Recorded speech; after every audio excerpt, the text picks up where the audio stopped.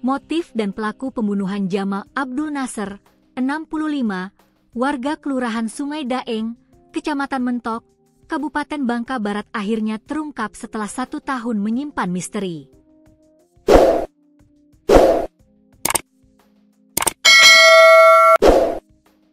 Dari ketiga tersangka, baru 1 tersangka wanita bernama Lydia, 32, yang ditangkap polisi.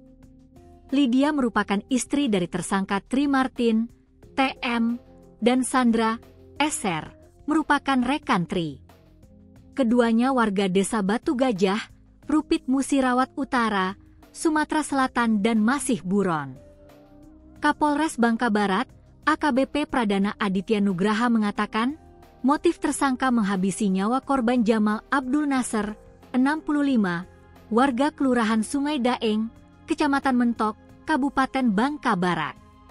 Diketahui jasad korban terikat tali plastik, lalu dibuang ke semak belukar, dekat pelabuhan Tanjung Api-Api, di Desa Karanganyar, Kecamatan Sumber Marga Telang, Kabupaten Banyuasin, Provinsi Sumatera Selatan, Jumat, 21 Juni 2024 lalu. Motif dan kronologis pembunuhan itu disampaikan Kapolres saat jumpa pers di Mapolres Bangka Barat dengan menghadirkan 1 tersangka perempuan Lydia alias Ulik, L, 35, warga desa Batu Gajah, Rupit Musirawat Utara, Sumsel, pada Jumat, 17 Oktober 2025, sore. Modus operandi, tersangka wanita bertugas untuk mengawasi lingkungan sekitar kontrakan. Tersangka lain TM mengikat leher korban dengan menggunakan kabel charger warna putih merek robot dan menusuk kepala korban dengan menggunakan pisau. Sedangkan tersangka ketiga SR mengikat kedua tangan korban, kata Kapolres Bangka Barat, AKBP Pradana Aditya Nugraha, kepada bangkapos.com, Jumat, 17 Oktober 2025. Ia menjelaskan ketiga tersangka dan korban baru kenal. Korban pernah jalan-jalan bersama ke tempat wisata di Mentok, Bangka Barat. Para tersangka melakukan perbuatan tersebut dengan tujuan untuk menguasai harta benda milik korban.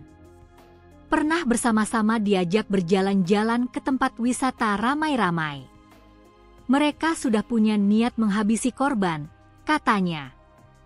Ia mengatakan, kronologi singkat kejadian, berdasarkan keterangan pelapor anak korban pada Rabu, 19 Juni 2024. Mengetahui rumah ayahnya yang beralamat di Kampung Senang, Mentok dalam kondisi kosong dan mobil ayahnya tidak berada di rumah.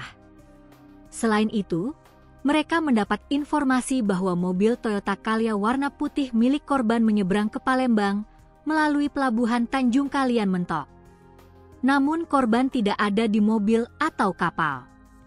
Ia berupaya menghubungi ayahnya lewat telepon, namun tidak menjawab telepon pelapor.